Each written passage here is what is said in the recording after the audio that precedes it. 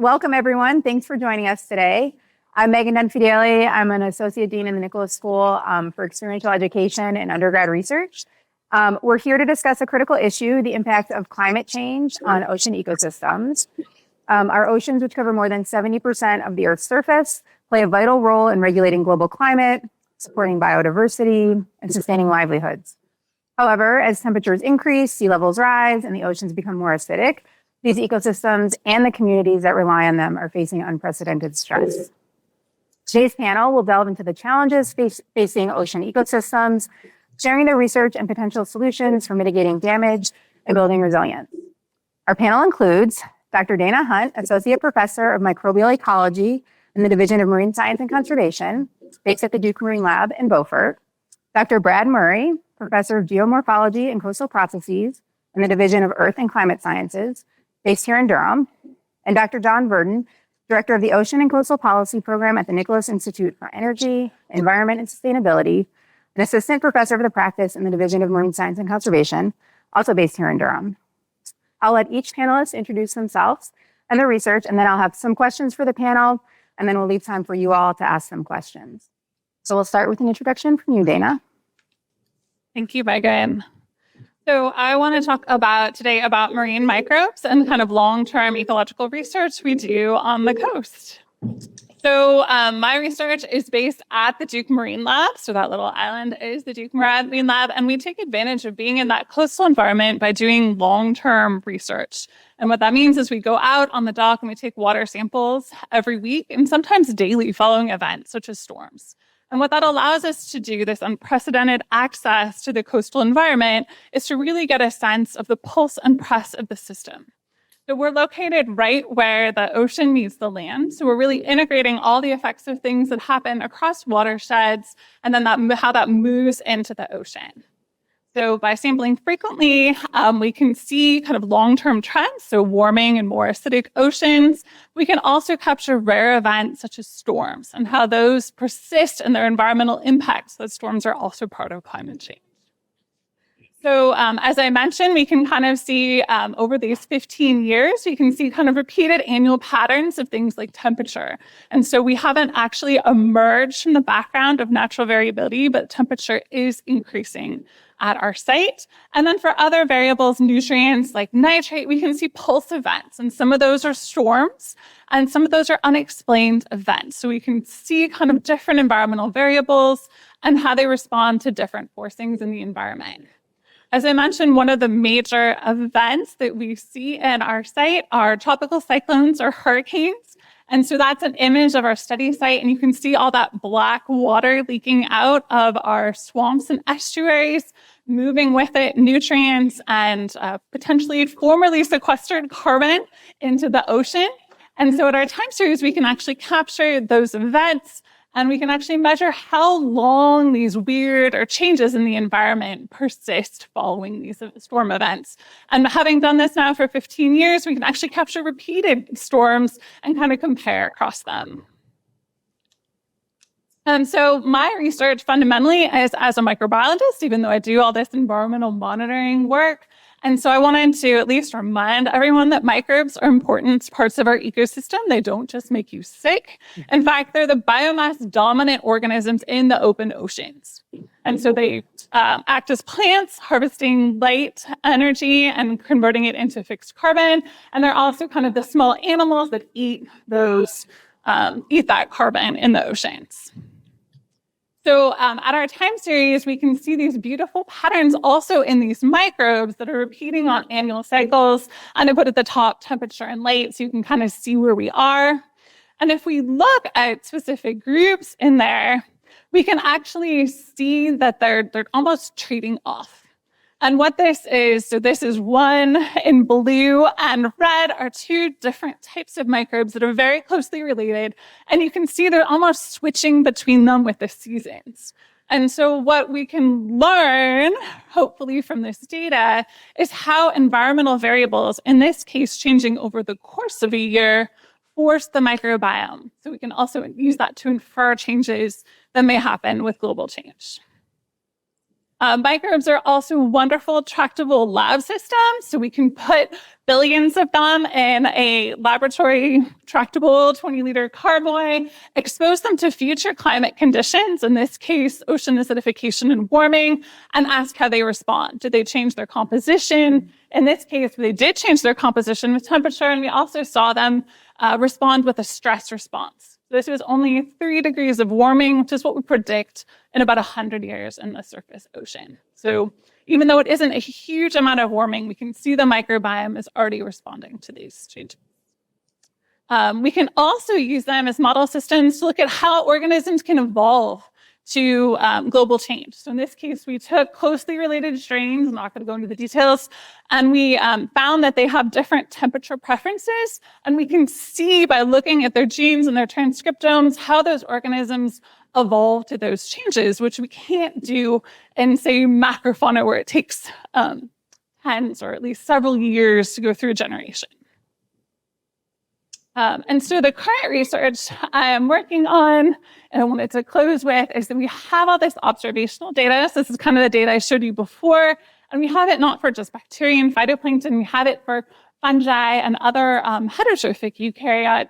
And so we're starting to want to simplify that system down from these whole complicated communities in order to create what we're calling a synthetic microbiome, so a simplified community that we can really use to ask specific questions about how microbes work together to degrade organic matter and how those interactions may change under global change. So if we warm them, do they cooperate more? Do they compete more? Do they process more or less carbon?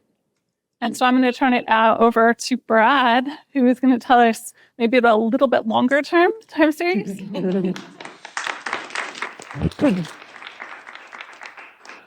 Thank you, Dana. So I'm going to talk about the human component of the ecosystem, of the coastal ocean at least, and going to focus on barrier islands as a particularly good example of how actions that humans take to adapt to and mitigate climate-related hazards alter the processes that continually reshape these environments in ways that over decades can lead to surprising and sometimes maladaptive consequences, outcomes. This is an image of Rodanthe, North Carolina.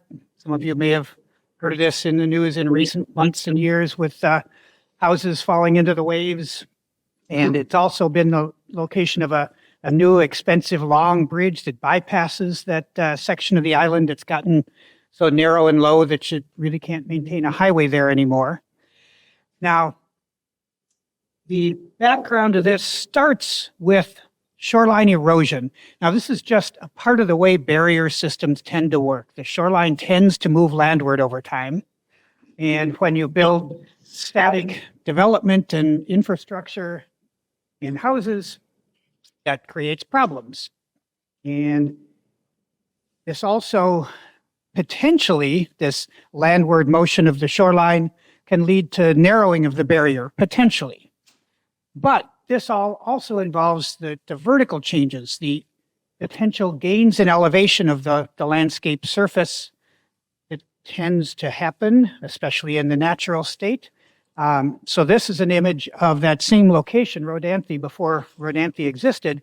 And in the natural state, when big storms and the increases in water level that come with big storms allow the waves to destroy the dunes, that allows the waves to sweep across the barrier island and deposit a whole bunch of sand. It's taking sand from the beach and the nearshore seabed and putting it on top of the island, increasing the elevation.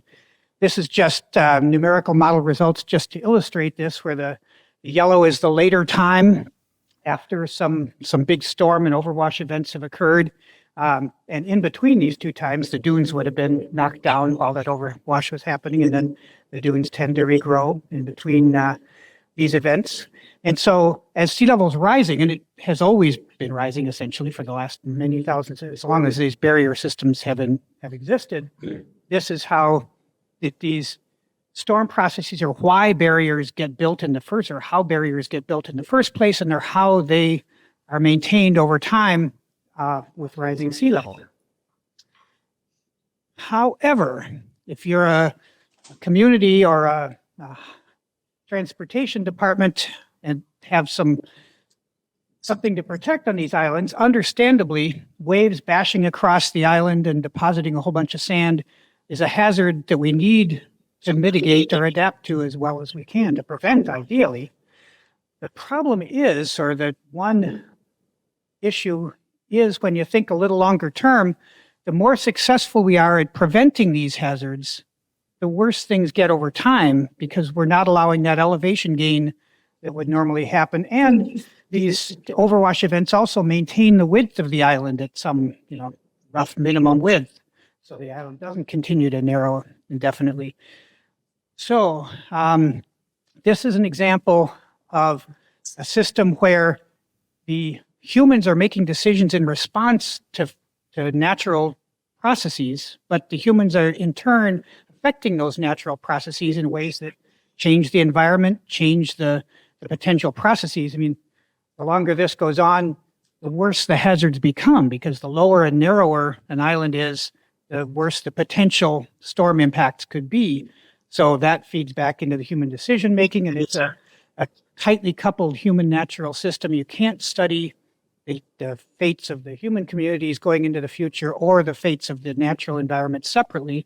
They are one new kind of system that just didn't exist before a handful of decades ago. So to try to better understand how these new coupled natural human systems, or this particular one, works, we've taken a step by putting together a modeling system that includes both the natural dynamics that are most important and the human actions that are based on current management practices, coastal management practices to defend highways and communities. And so here I'm just going to focus for one example on highway maintenance, and that the actions there involve removing overwash from the highway, rebuilding dunes whenever the dunes get knocked down, and relocating the road farther landward whenever the shoreline erosion encroaches onto the road, at least as long as there's enough island to move it back farther onto. And as you can see in this picture, there are some places where that's becoming not an option. So just one quick, the simplest experiments from this coupled model system involves starting with an initial condition that's a barrier island in either of these two initial states. These are just showing plan views of the barrier, where blue is sea level and brown and white are higher elevations. And if we start from that initial condition and put a highway along there and maintain it the way we have been doing in recent decades, this is what happens to the elevation of the interior of the island over time, where the dark blue is the natural state where episodic overwash events maintain that island elevation. This is relative to a rising sea level. In these experiments, sea level is rising at a moderate rate, but a constant rate. If we defend the highway with dunes, the elevation of the island gradually decreases just as sea level is rising. There are times where storms break through the dunes and gain a little elevation, or allow a little elevation to be gained. But at some point, the road can't be maintained anymore. The island becomes just too low and narrow to serve in that way. If we start from a lower initial island state, then the road has to be abandoned somewhere in the order of a century. Now, for a little context, we've been doing these practices in a lot of places in the world, including North Carolina coastline, for about a century. These experiments don't include the additional shoreline erosion that affect most of our coastlines, and they don't include increases in sea level rise, as we're starting to see and expect, we know are going to increase a lot in coming decades, and especially by the end of the century. So this is a really conservative look at one of the possible outcomes of just one kind of coastal management going into the future. And John.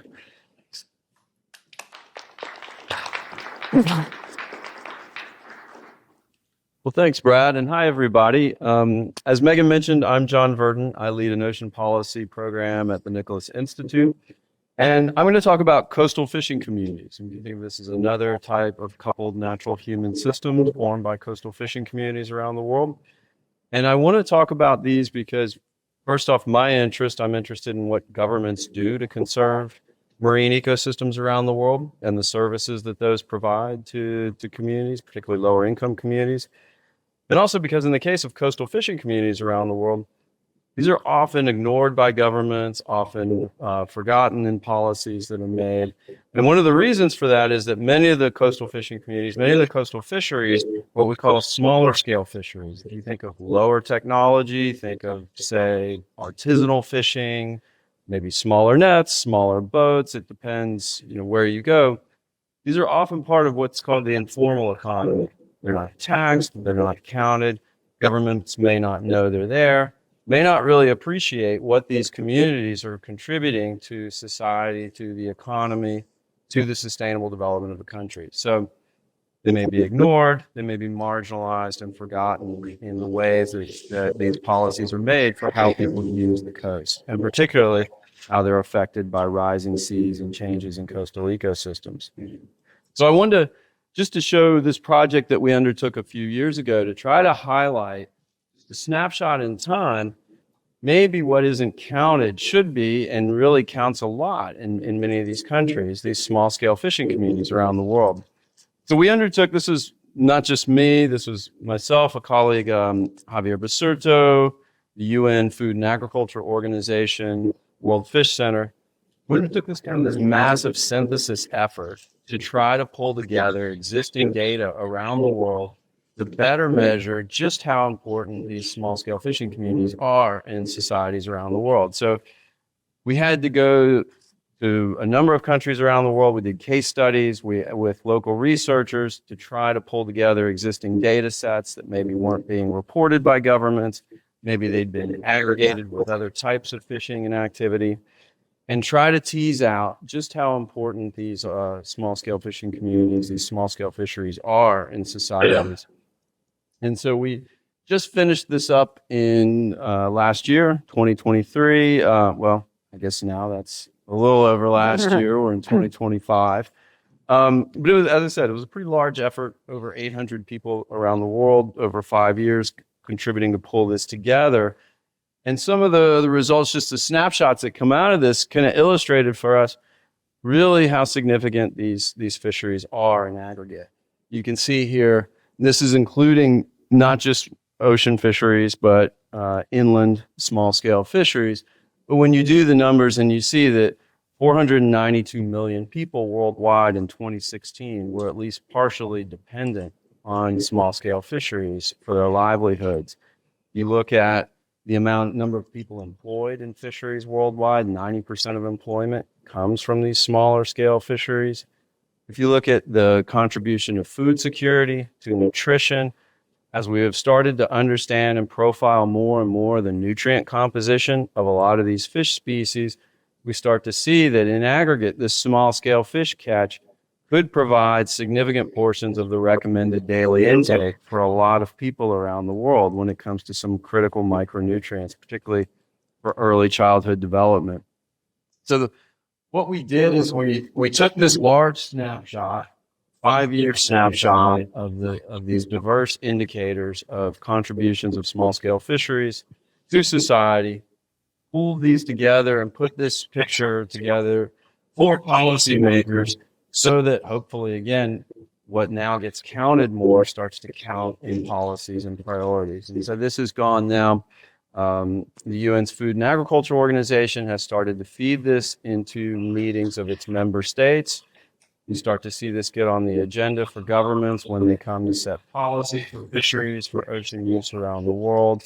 There's a UN Oceans Conference coming up to track progress towards global goals for the ocean in June.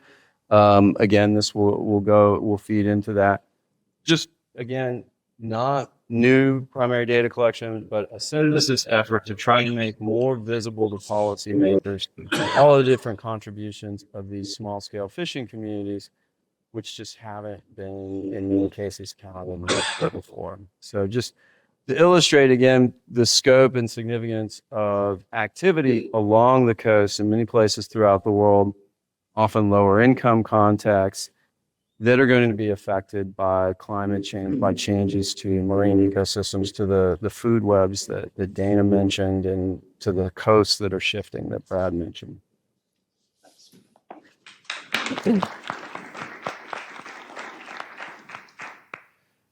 Great. Thank you for those introductions. So I'm really excited about the diversity of research that our panelists are carrying out. So I have some questions, then we'll open it up to the audience. We'll start with kind of a basic question for the three of you. What are some of the biggest challenges facing coastal communities and ecosystems around the world based on your research experience? So I think, to me, living on the coast, I think, has been eye-opening, and watching things change and talking to people about the changes they see in coastal ecosystems. So I think a lot of the research I do kind of is monitoring, and so we can see it in the data too, that we can actually see change happening real time is eye-opening. I can see sea level rise happening over the 15 years I've been at the Marine Lab. And so I think that's a kind of a unique perspective, because it's not seeing it every day. I think it isn't in front of you. This is something happening that's real, and that it's happening in our lifetimes. But I think being exposed to it is eye-opening to me. So my research, I think we help establish those baselines and then how things change. And I think what I have realized too is the importance of events. So when we have these gradual changes in things like temperature, that serves as a baseline, but then say you have a marine heat wave, and that adds another stressor to marine organisms and people that depend on these fisheries. And so I think recently, again, seeing the effects of tropical cyclones on our ecosystem has made me really understand the importance of those short-term events layered onto this long-term climate change. Right, I think that ties nicely to what you might feel the biggest challenges are too. Yes, sea level rise, for sure, but starting with changes in storm behaviors, that the strongest storms are getting stronger and bigger, and so all of those overwash hazards are becoming more acute, and all of those couplings getting tightened. Less obviously, changing storm behaviors also, this is a different line of research my lab's been doing, is going to make coastline erosion a bigger issue. It's going to exacerbate coastal erosion hotspots and change where they occur. It's got to do with changes in where the directions the waves come from. But then, sea level rise, it's already affecting coastal communities. The elevation of these communities has been static for long enough that even without increasing rates of sea level rise, we've already got problems with sunny day flooding, it's often called. It just, the water table's coming up to ground surface whenever it rains or whenever there's a breeze on shore. And looking into the future, the rates of sea level rise are going to be going up drastically. And by the end of the century, we're probably going to be seeing rates that are the same as those that happened during the end of the last glaciation, something like 10,000 years ago. Sea level rise was happening so rapidly back then that barriers didn't exist for the most part, as far as we can tell. So the coastal environment, not just barriers, but the coastal environment in general, by the end of the century is going to look drastically different than it does now. What it looks like has as much to do with the decisions that we make in the intervening decades as it does with the rates of sea level rise and changing storm behaviors. So there's potentials to sort of choose our most desirable or least undesirable futures. Yeah, thanks. I'll just add for the millions of fishing communities and people along the coast, on top of certainly sea level rise, because in many cases, these are communities, they don't have a lot of infrastructure. So you're going to be landing your boats right on the beach. You're going to be drying fish on the beach, processing those along the beach. So you're directly affected by these changes that Brad's mentioning. But on top of that, you have pressures from other uses of the ocean. So we've talked about a squeeze on these coastal fishing communities from the effects of climate change, sea level rise, and growing other uses of the ocean. If we were to generalize, We look at the distribution of where the fish are. We look at the size of the fish stocks. We might say that projections suggest that they're going to be shifting poleward over time. And so many of the world's small-scale fisheries and fishing communities are in the tropics, closer to the equator. So they're going to be subjected to growing stresses and pressures on the resources that they depend upon. And they're not going to be doing this in isolation, because this is also where you find a lot of agriculture, farming communities as well. These fisheries are often low barrier to entry. If you lose your job in something else, you can go over to the beach and try to pick up temporary work on a boat and make it for a little bit longer. So at the same time that these fish stocks are going to be changing, these fisheries are going to be under stress, there may be a need for them to absorb more labor as farms and agriculture are facing pressures and simultaneously. Great, thank you. So we've discussed some of the problems. I know in the Nicholas School of the Environment and the Institute, we try to focus on solutions and teaching solutions and working on research for solutions. So let's shine a little bit of light on potential solutions. What are some insights from your research on ways that we can deal with these challenges that you all have discussed? Yeah, I mean, I think I'm hopeful for the microbes. They have an enormous capacity to evolve and adapt, and maybe they can tell us how we can engineer other organisms to help them evolve and adapt. So we see things that are from variable environments tend to have more capacity to respond to future variability. So things in the coastal ocean tend to be exposed to larger environmental change. So maybe if we pre-expose different organisms, we can use that to kind of learn how to create more resiliency in different organisms and maybe even ecosystems. So I worry more maybe about the built environment, and maybe Brad can tell us a little bit about that. Well, starting with shoreline erosion, there's probably no solution to it, but we can at least understand what to expect better. And there's a new project we're just starting up with some other collaborations that will allow us to look at how shoreline erosion patterns are likely to change in coming decades and century. And this involves global climate model output of how the storm environment is likely to change, so that we'll be able to forecast deterministically for maybe a couple of decades where erosion might be worst and where it might be less bad than it has been, which could be at least useful information, if not a solution. And then more statistical forecasts for farther down the road and later in the century. As far as the vertical dynamics and what I focused on and what I showed you, we can use that line of research, that modeling capability, to look at the possible outcomes of different choices. One example is I should have said that most recent work is a close collaboration with Laura Moore at UNC and Catherine Inardi at NC State. And we're working with the Cape Hatteras National Seashore and the NC Highway Department and the village of Ocracoke to use the model to look at possible choices for how to maintain the transportation corridor through the island of Ocracoke. So Ocracoke's a little village on the island that's part of the National Seashore, and it's one of those places where the road doesn't have anywhere to go anymore. And so we're looking at what happens under the status quo. Well, that's kind of obvious. It's more or less what I showed you here. What happens if you try beach nourishment to maintain the road? What happens if you remove the road and replace it with either a longer ferry or a bridge? So we can look at the state of the island in 40 or 80, or the highway department would even like to know about 125 years, and what the environment will look like under different options. Again, it doesn't offer solutions, but it's at least the more we can understand if we do this, what happens then, the better informed decision making can be. I should also mention this.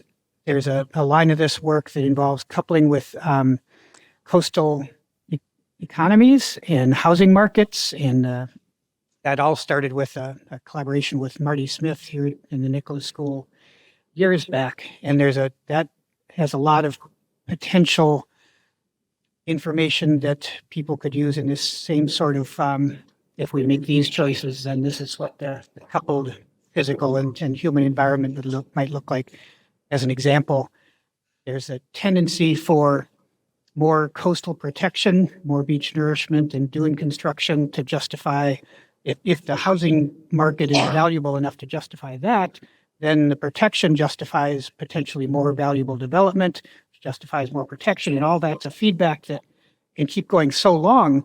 But with running out of sand supplies for nourishment and increasing rates of sea level rise, erosion, et cetera, at some point, if the property values start to go down, or the housing market, or the subsidies from outside the local communities for protection starts to go down, the feedback is going to go the other way at some point. And just knowing that that's a possibility, again, helping choose your future more intentionally by understanding more about the coupled system, not solutions, just aids to planning more in a more informed way.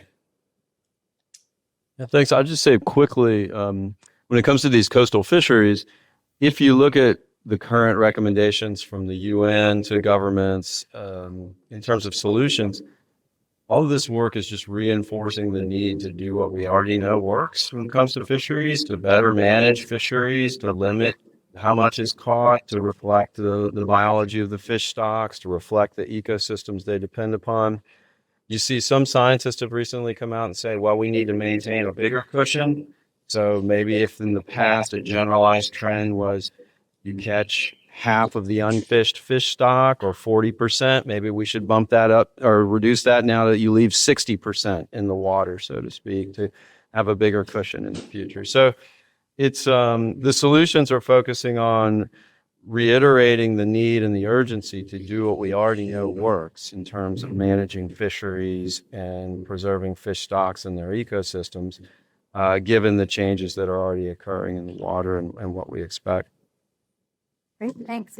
Dana, I wanted to ask you a little bit more. So I study really big animals, and I'm fascinated by microbes and their short generation length.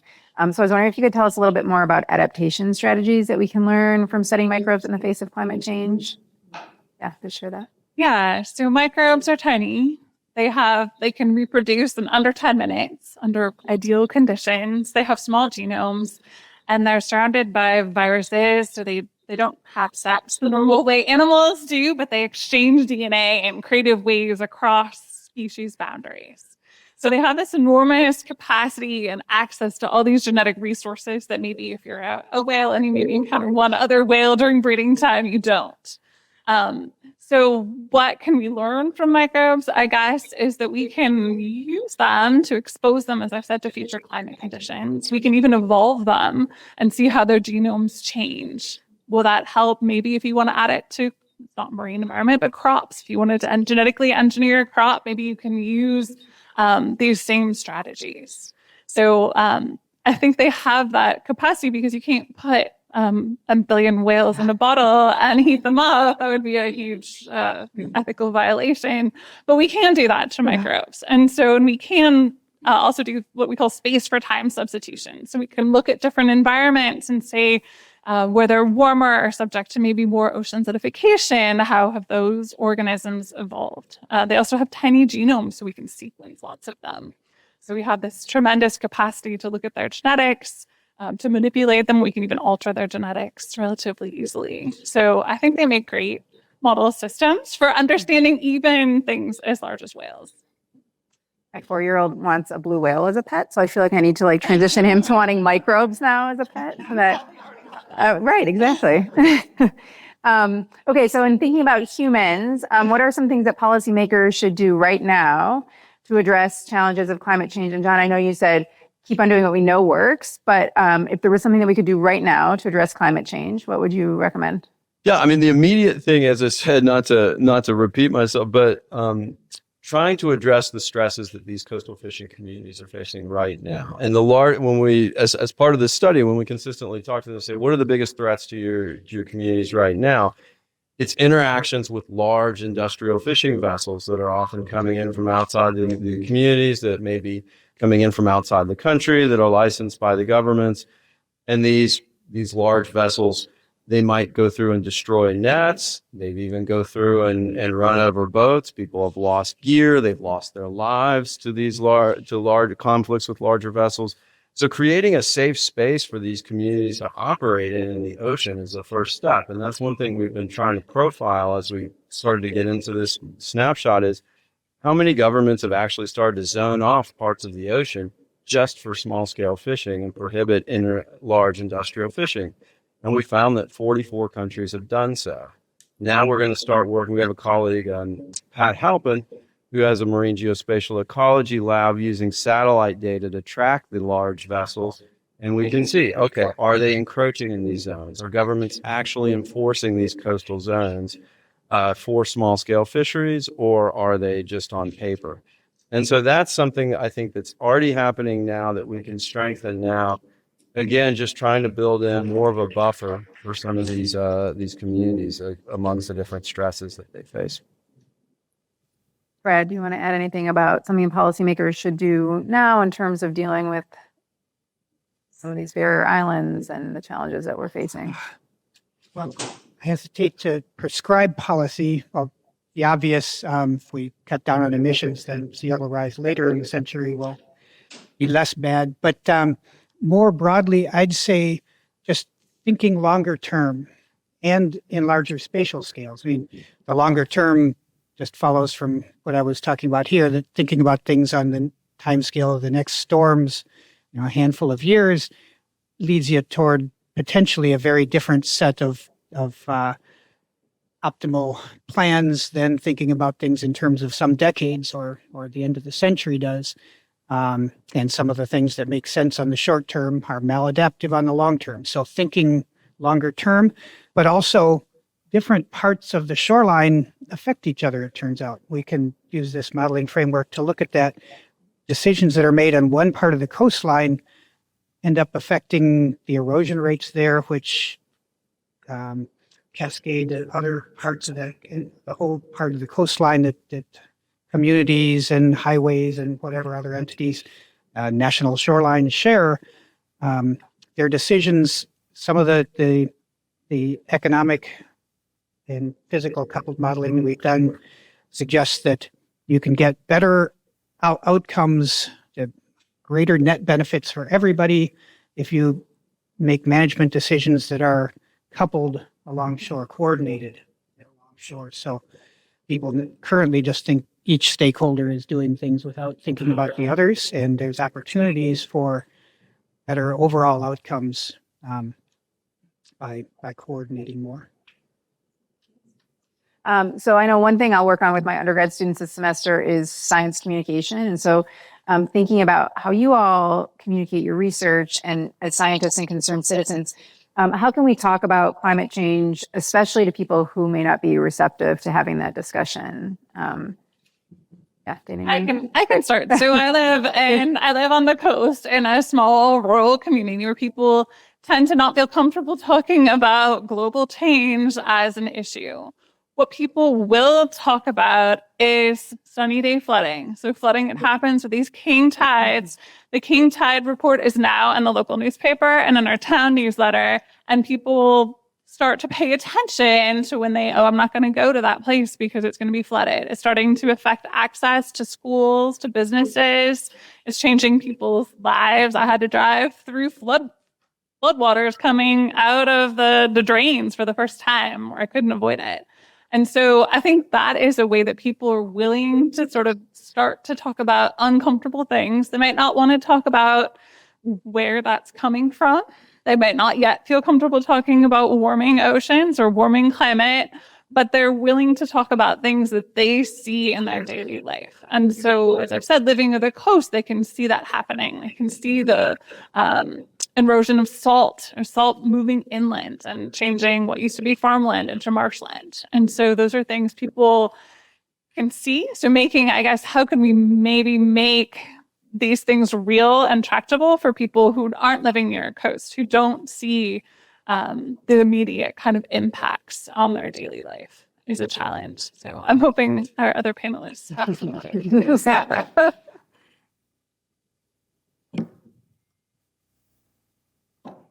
Well, I was going to talk about sunny day flooding. Yeah, it's much easier to talk about things that people can see happening already and septic systems having difficulties with water tables coming up. Um, Beyond that, I think there are that more collaborative and the less combative we can be, the better. So trying to convince people that they should understand things that they don't understand is maybe less effective than spending the time. Of course, it takes a lot of time to do a collaborative research approach, but that's becoming more of a trend these days. And this project it involves the village of Ocracoke and the other stakeholders I was talking about involves, as a kind of a pilot study, successive meetings with the community to try to, it's a participatory modeling approach, it's called, to try to engage them from close to the start of the research project. We're not going to, ask them what processes make sense to put in the model, but we'd at least collaborate about what scenarios do you think make sense to look at, including which sea level rise scenarios or storm scenarios, so you can engage the people rather than telling them what they should know. Try to get more involvement, and just hopefully by talking to people in person as humans, maybe you get more of an opportunity for communication to happen.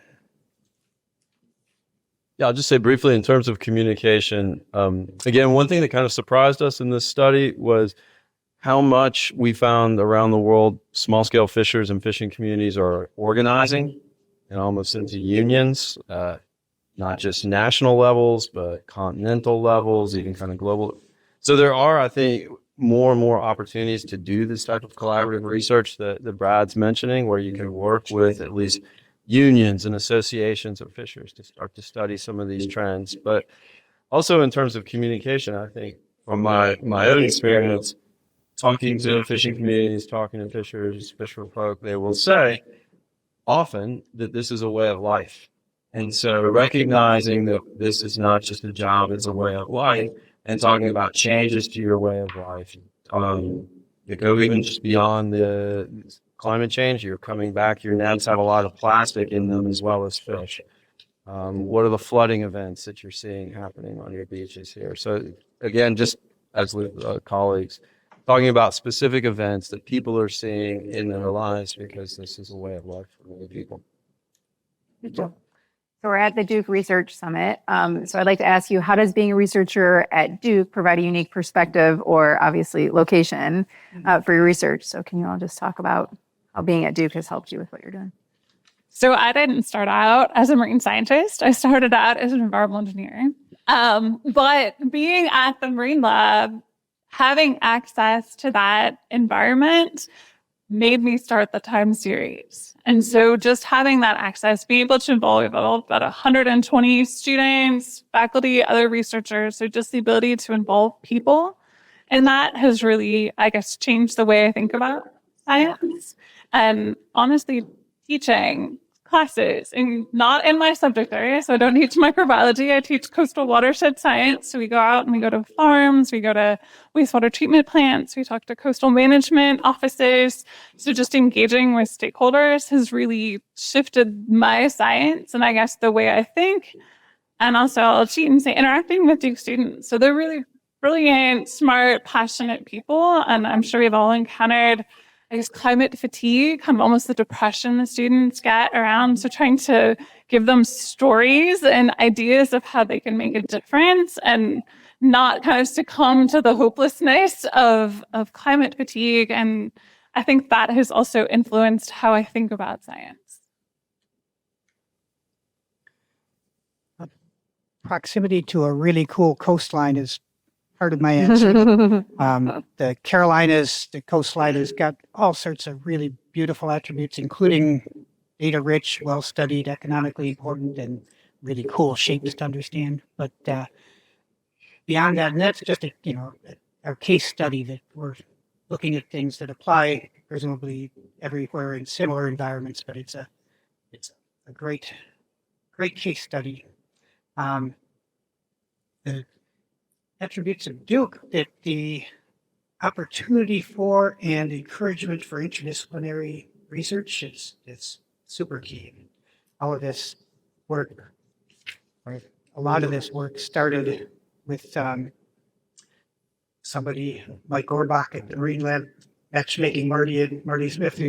He's an environmental economist. I would have never thought of working with him if somebody hadn't said, you guys should talk. And so that led to really rich, deep, transdisciplinary work, not just interdisciplinary, that expanded in all sorts of directions within the Nicholas School and Duke, political science with Meagan Mullen and other directions. So the freedom and encouragement and the availability of people that are, especially within the Nicholas School in my experience, but throughout Duke, through events like this, coming into contact with each other from different fields, but potentially complementary fields, and actually works. Yeah, I would just echo my colleagues. I personally didn't start my career in the academy. I started the first half of my career working with governments on ocean policy. And so coming here, everything that Brad and Dana mentioned, I found was real. And I know the door that I knocked on was closed. People were really willing to work with me. And I don't think would have ever undertaken this type of project in isolation. I mean, I was working with the UN and then got connected here with Javier Basurto, who studies coastal fishing communities. And then just as you mentioned, almost exactly with you and Marty, he and I started working for years with FAO and now expanding out to try to track where these boats are with Pat Halpin in his lab. So yeah, I can't really go back and picture this study or this project happening just me and my work in isolation or without this kind of culture of collaboration that we have. Okay, so the last question that I have before we open it to the audience is, what is the future of climate change research, either specific to what you all are studying or more broadly, however you'd like to answer that? Oh, that's a tricky one. So I think, at least in my area, we're increasingly recognizing multiple stressors as we tend to study warming or ocean acidification or sea level rise, but these activities are happening together, and so they may interact in interesting and unexpected ways. In some case, they may bring resilience, as if maybe if you become more acclimated to a changeable environment, that has knock-on effects in other habitats or other changes. But overall, I think they tend to be negative, those interactions. We see that with pollution, which is also part of global change, right? And so I think just thinking about activities not in isolation, I'm not just studying warming, I'm studying global change as a global phenomenon and how that affects organisms. So it's more complicated and it's harder to find the drivers. So, but I think it's a valuable area that's at the forefront of future research.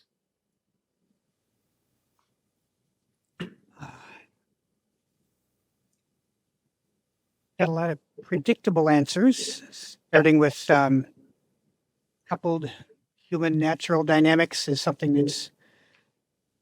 it's important in almost every development environment there is, in maybe ways that are less. The timescales are often longer than in the coast, but I think the principles are the same, that what people are doing to try to address short-term hazards and threats alter natural processes in a way that we need to better understand over longer terms. And so more and more interdisciplinary, transdisciplinary work to address how these new systems that haven't existed on the Earth before, so we haven't had the opportunity to really understand them, and they're evolving fast, but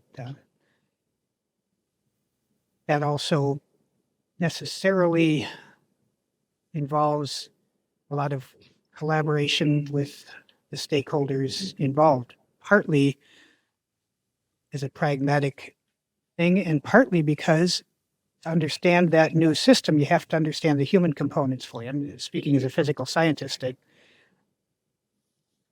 The way people make decisions and the bases for their decisions that's part of the system that needs to be understood and incorporated with the other processes. So both that's a direction that's happening because of various mandates and larger scale trends, but I think it will continue because it needs to. And machine learning and big data, it's gonna change a lot. I'll just say lastly, I mean, echoing a lot of the things that have been said. With this study, we have a 5-year snapshot. So we have a baseline, and I'm kind of jealous Dana's 15-year time series. This is much shorter. So I'd like to build that up. And one of the things that we found that kind of surprised us is when we started looking for information about these communities around the world, we mined national household surveys that are standardized surveys that governments conduct around the world to understand what the economy looks like at the household level. We can start to do that more systematically to count fishing livelihoods and hopefully maybe start to account for things like migration. I have a colleague, Sarah Bermeo at the Sanford School, who's already looking at how ag communities and farming communities are starting to migrate in response to climate stresses. I think we could build up a time series on these fishing communities and hopefully start to see some of these patterns too and understand a little bit better how they're responding. And then lastly, and only half jokingly, now that we have this kind of accounting of how big and important in aggregate these communities are for economies, as we see them changing, a natural question that's coming up from some of them is, if we're losing some of these livelihoods, who can we sue? And so I kind of want to talk to colleagues at the law school who are dealing with loss and damage and as part of the climate convention, to start to see who do these communities go to for redress as their livelihoods are being affected. Okay, so now let's turn it over to you all in the audience for questions that you may have for our panelists. Should we pass the microphone around to some Zoom? Should we do that? Yeah. Any questions? Now, this is really great. I'm Norman Worspa. The question is mostly for you, John. I'm thinking, small scale fisheries. I love just learning what you all are discovering. Have you done any sort of parallel research with small scale landholders, farmers? Because their history is one in which neither governments, financial institutions, or governments, they weren't kind to them. And I'm guessing that small scale fisheries are finding the same thing. And then the reverse, are there strategies that you're seeing in small scale fishing communities that are showing, resilience in the face of these external pressures that can then be applied to small scale farmers, which are, obviously struggling too? I think there are so many parallels and things to learn. We're not doing enough of it from my experience. I've often thought that the science and the government responses to smallholder agriculture were 10, 20 years ahead of where the knowledge we have on small scale fisheries. We're starting to see more of this in fisheries. For example, there's a group that's tried to launch a marine tenure facility to try to get recognition of coastal tenure and fishing communities tenure, often that's lost or either undocumented, building off of a land tenure facility that has done the same for small landholders for years. So there's this recognition that some of these strategies maybe to try to understand and codify tenure rights for these users that took place on land, we also need to do in the coastal ocean. So that's just one example, but we need to learn much more from smallholder agriculture.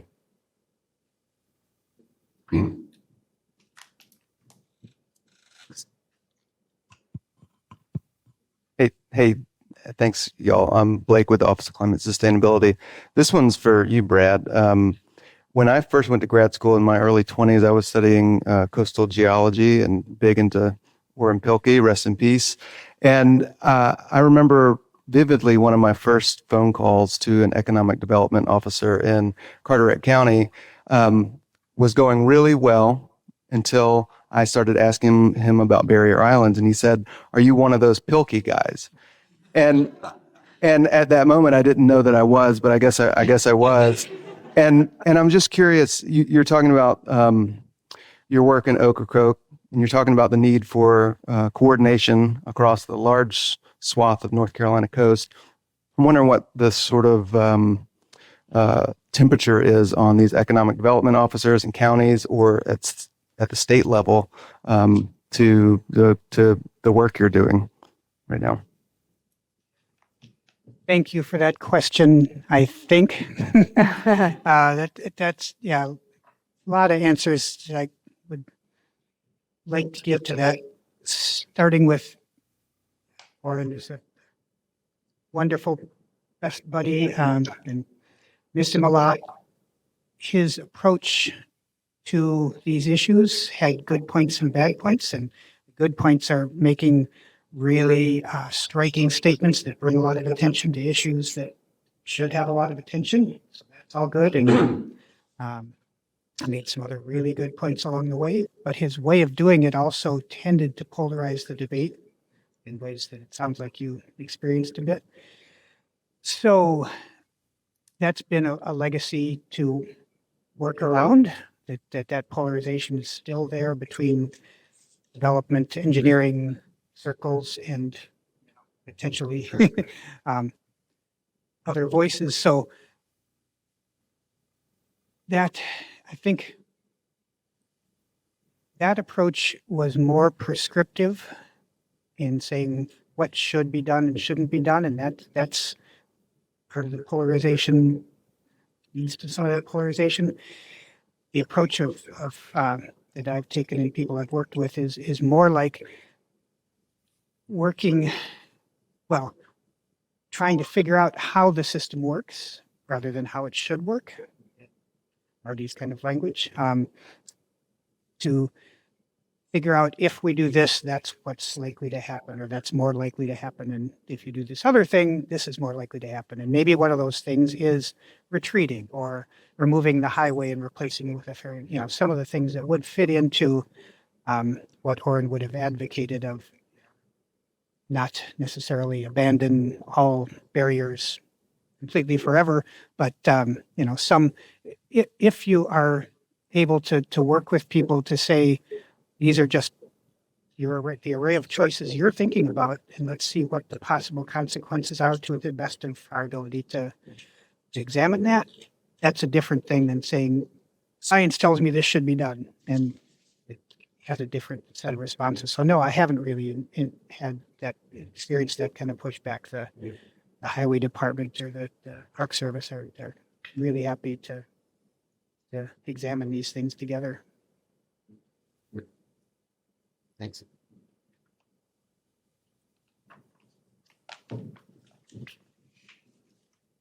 Thank you. Going off of Blake's question a little bit, since you're either working with these communities or living with communities on the coast as well,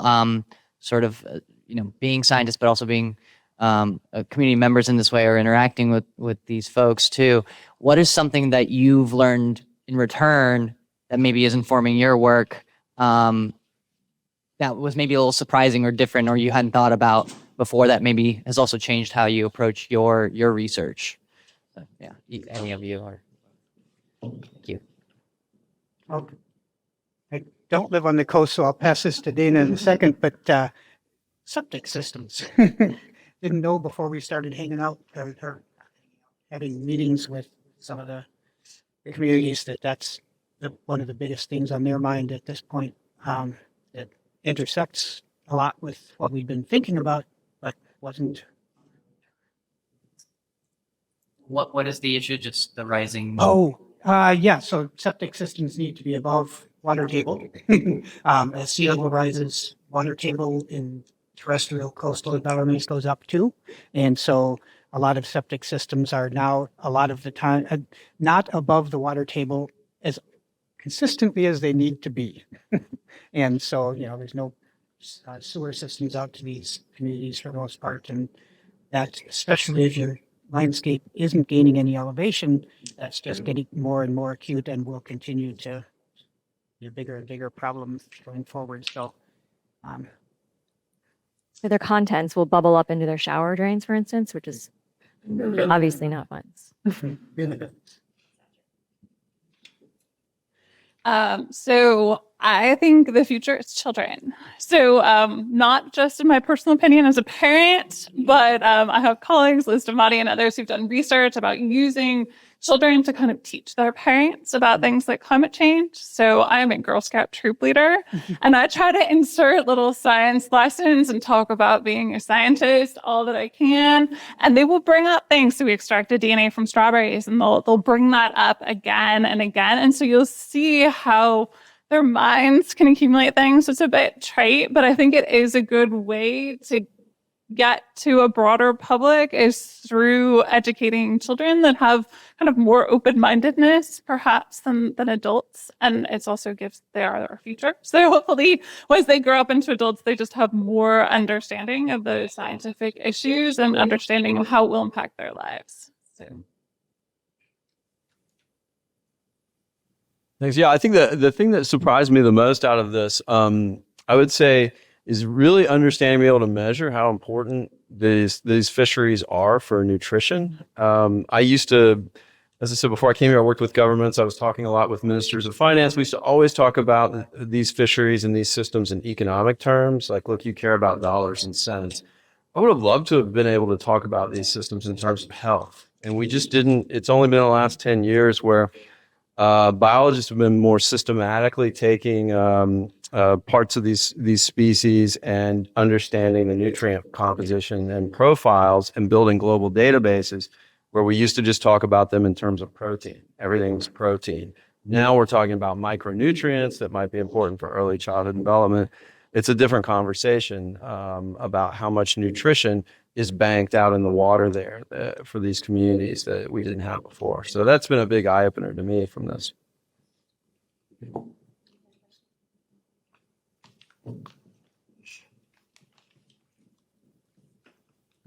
I asked this question a little cautiously because it's based on something I saw on PBS NewsHour, and I'm not sure I got all the facts right.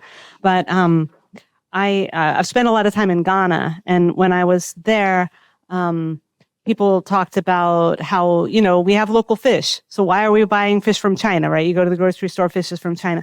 But I saw a piece that was talking about not only the plastic in the water, that was one part of it, but also I believe some illegal fishing, maybe by Chinese fishing people.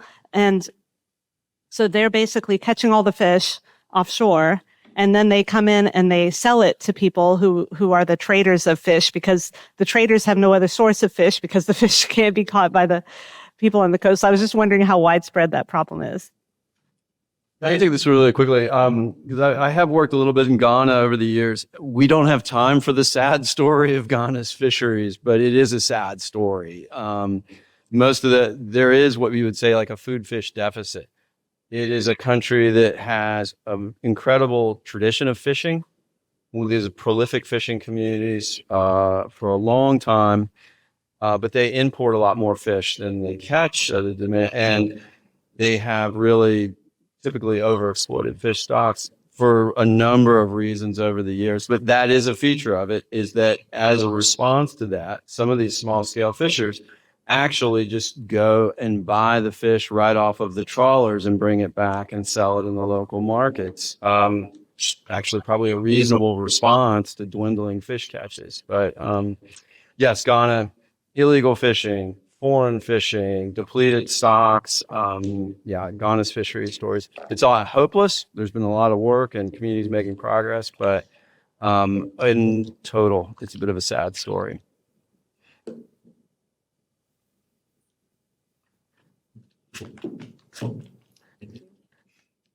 Brad, I have a question for you. I know you spend a lot of time sort of modeling and forecasting, but I'm curious about whether there is a historical geological period that informs the kind of work you do as well, given where we're headed with sea level rise and what that might say.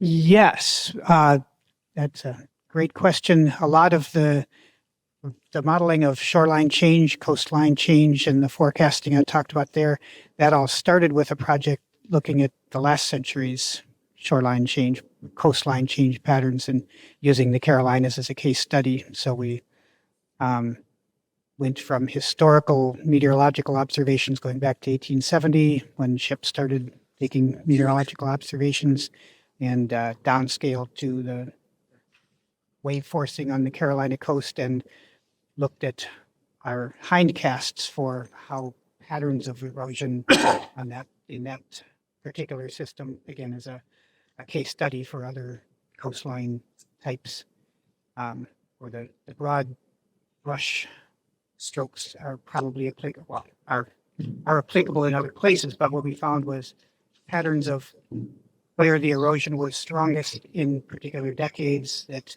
matched to the historical observations based on going back to the earliest reliable maps and then beach shoreline surveys and LIDAR. And so, yeah, there's a strong historical component there.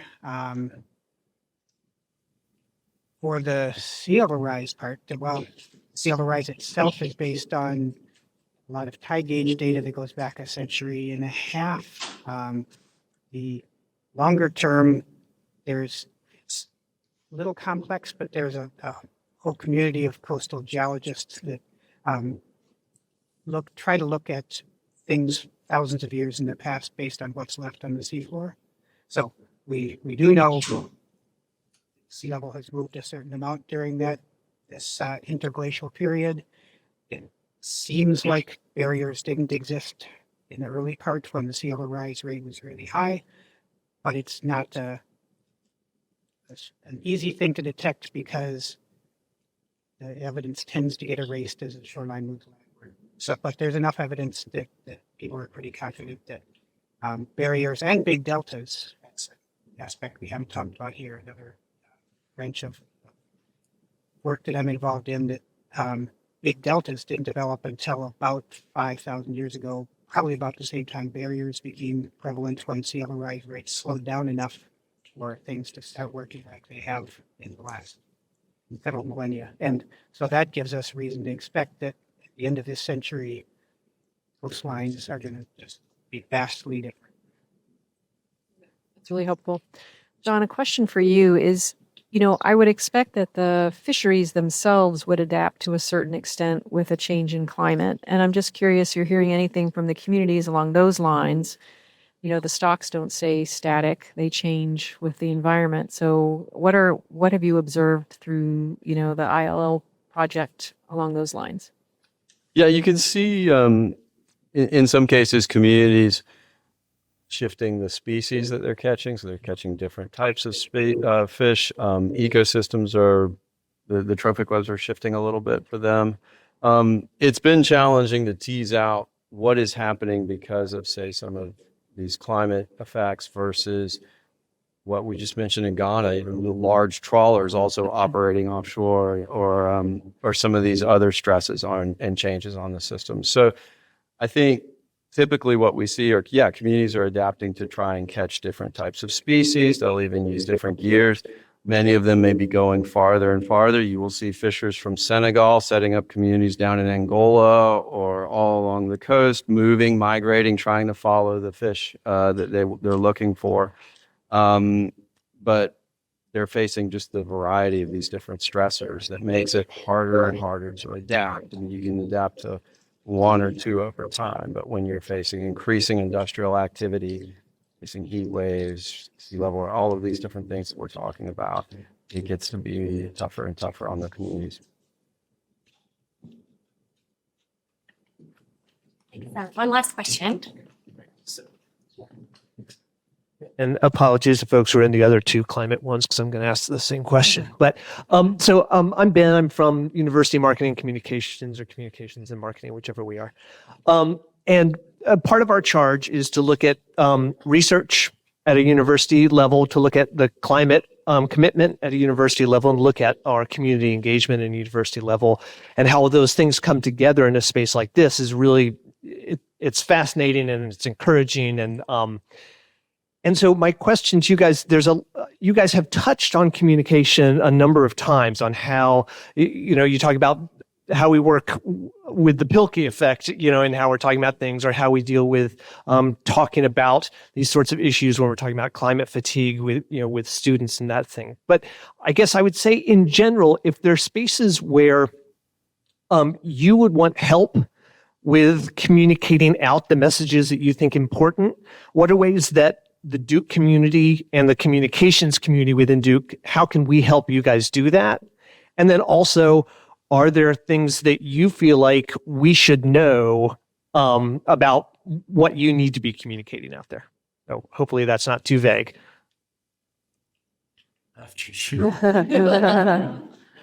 So I think we talked earlier about how people, when they can see it happening in real time, they have a greater understanding of what's going on. Even as a scientist who understands data, I think about it differently seeing it. So how can we help people who don't have the opportunity to kind of see real-time changes? I mean, I don't want to show them a graph. Like, how can we make that real, an abstract concept, something that people can understand and that is, they understand that's affecting them? I think about sea level rise every single day as I start to work. I don't think most people here probably do. But I mean, how do you make that something that is at the forefront that you think about all the time because it's one of the most pressing issues? And how do we make it not a vague, future problem? Septic backups in your show. Okay, yeah.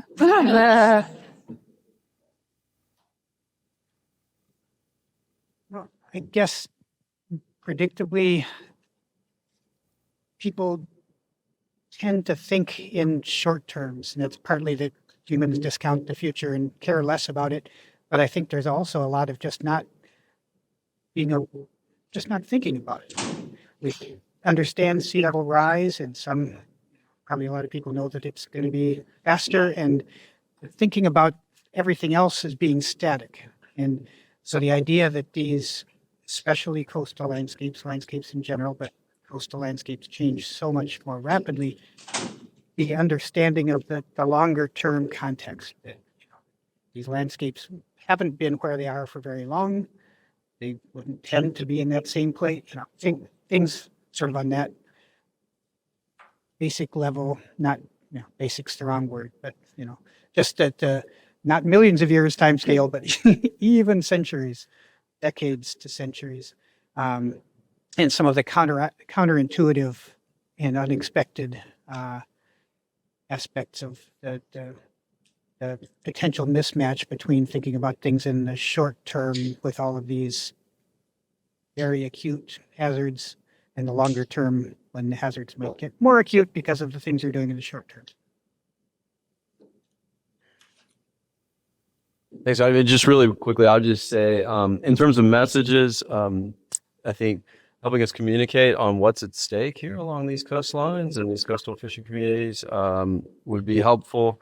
I think a lot about how to communicate science to policymakers, but less so about other types of groups and actors. So any kind of partnerships that you would suggest there would be great. I mean, as I said, working with, say, the UN or media like The Economist or something that I'm used to. But if I don't work with partners, I don't think about how to really translate some of these things into the types of messages that Brad and Dana are mentioning that would resonate with people. All right. I just want to say this was a wonderful panel. I'm so glad to have been here today for this variety of expertise. Thank you to our moderator, our panelists. You guys will join me. Thank you.